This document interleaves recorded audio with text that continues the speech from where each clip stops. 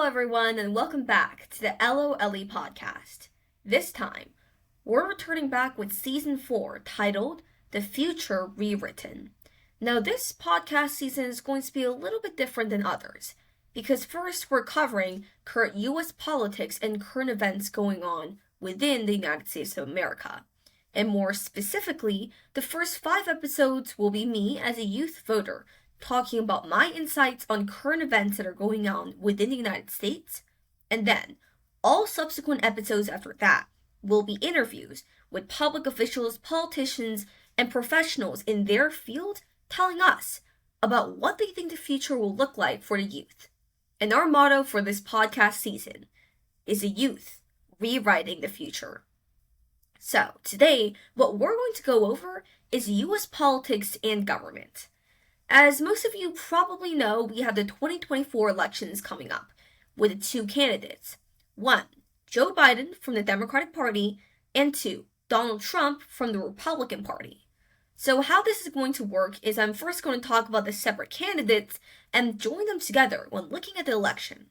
So first, let's examine Joe Biden. Joe Biden is our current president, and above all, his biggest controversy has been his memory. Because we've all seen the videos of Joe Biden falling down the stairs, forgetting his sentence, and also saying random words with disorientation. And unfortunately, whereas this is normal for anyone in their 80s, any American, for an American president to do so is reflecting negatively on if he's really credible and able to function as the next US president. And another one of his big functions have been the problem of immigration. Because Joe Biden has taken a soft on immigration stance, especially in comparison to Donald Trump, and this has angered a lot of the Sunbelt states that are comprised of most of the border states. And because those same border states see immigrants crossing over, both with permits and illegally, this leads to an increase in influx of undocumented immigrants within those states. And above every single policy is none other than the economy. I'm sure you've all felt it while buying gas or going to the supermarket. Prices are still higher than ever. And although this isn't completely contributed to Joe Biden, and in fact, he has been doing his best to take down inflation, it's an unfortunate byproduct of the timing that he decided to take office that our economy is unstable after the COVID-19 pandemic. And although our Federal Reserve is trying to bring down those inflation prices to a 2% level by putting in interest rates that are extremely high, at the end of the day, this isn't greatly helping those prices go down, especially in 2024, which is why Joe Biden has been under even more scrutiny as the election comes up. But it'd be a little bit disappointing if we only talked about Joe Biden. So, what about Donald Trump? Well, if you've ever checked the news in the past few days, all over it is Donald Trump's name, plastered about his recent felony conviction. With Trump convicted of over 40 felonies, he's the first president of the United States to have not one, but 43 separate felonies against him. And this was about the hush money trial, where he allegedly gave money to an American star who he had sexually assaulted and allegedly tried to silence by giving her a large sum. However, when given this trial and how he's crying that this was a misdemeanor and how this was a mistrial, we can clearly see that our US politics is unstable.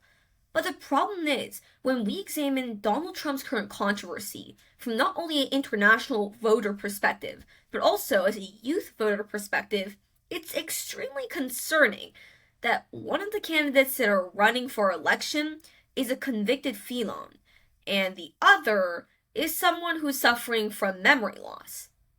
And going even further, Donald Trump is under constant scrutiny for allegedly inciting the January 6th insurrection. And above all, his continued racist and sexist borderline comments put him on the pedestal every single day. But whether our youth voters are primarily Republican or Democrat, whether you identify as blue or red, it's a communal feeling of distrust about our two presidential candidates. And I think that's the reason why our youth voters are so policy heavy. But before we go more into youth voters, we need to talk about the 2024 elections as a whole. So, what is going to happen and why is this important? Well, first off, it's another rematch between Joe Biden and Donald Trump. And this rematch was not wanted by either the Democrats, Republicans, or Independents. And whatever voter field you are, although there are the flash headlines saying that an X group is voting for X president, or Y group is voting for Y president, these aren't necessarily true. Because just because you identify as part of a Hispanic community, and about 60% of the Hispanic community is voting for Donald Trump, doesn't mean that you'll vote for Donald Trump. And just because you're a college-educated voter, doesn't mean that you're going to vote for the Democratic Party. So what actually matters in the 2024 elections? Well, unfortunately, other than normal elections that go on that are supposed to compare the two candidates to find the better candidate out of the two, this election is almost as if we're choosing the lesser of two evils. Because on either side, they believe that the other candidate isn't evil. And the bigger problem is presented when both candidates are avoiding the hot button topics. Now, we're going to talk a little bit more about these hot button topics in the next episode, such as abortion, gun reform, book bans, and so on. But because our presidents or presidential candidates aren't actually referencing these hot button topics and showing their opinion, voters are unsure on who to vote for because they don't know if their president is actually supporting their stance other than the fact that they're part of the Democratic or Republican Party. But because this is a podcast about the youth's future and rewriting it in the voice of the youth, we need to talk about the youth voters. Now, as someone who's nearing the age of being able to vote, and as someone who has classmates who are already able to vote, we're already seeing the effects of the new generation stepping into the game of politics. But an important thing to note is that youth voters are overwhelmingly a one-policy voter. This essentially means that we're motivated to vote based on one hot-button topic rather than a realm of a political party. So instead of supporting the Democratic Party or the Republican Party or any other party, we support the Democratic Party's stance on abortion, or the Republican Party's stance on gun reform. Whatever it is, a lot of our opinions are split, and sometimes we only hold one strong opinion on one central topic.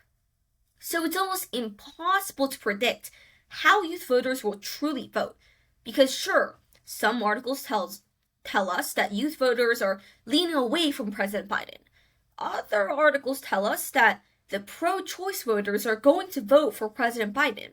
And there's always a mix of information and input that's being given on youth voters. But the truth is as a youth member myself, it's not that we're motivated only by one policy and we know only about one policy. It's simply that because politicians don't even reference that one realm that we care about, it's so ambiguous on who to vote for. So just because I'm pro-choice on the abortion matter doesn't mean that I agree with the Democratic Party on everything else that they do.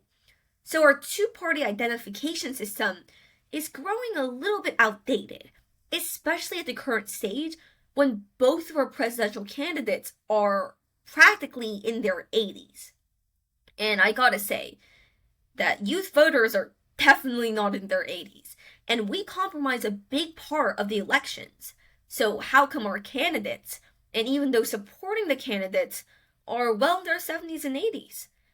Now, there's nothing wrong with being a politician of an older age, but the problem presents itself when we have so few voices even listening to what the youth have to say. We're so quick to discount what the youth think about, calling them one-policy voters who don't know about anything else. And sure, whereas that may be true for some individuals, that doesn't discount what they have to say and what they believe about central topics. Because the youth are closer to finding a middle ground on these hot-button topics than any other generation has been. So there needs to be proper discussion based on these topics. And hopefully, something that our podcast will be able to host in addition to our interviews in the future. And with the remaining about 5 minutes, I want to talk about another segment of the US government, which is the Supreme Court and the overall Court of Appeals all over the United States and in individual states.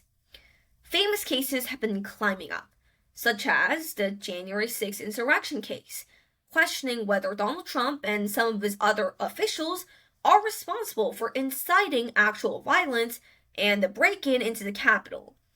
And these are cases that are going to be dangerously held within the Supreme Court. And during a time when people are calling for term limits, it's a little bit questionable whether we'll get a fair ruling.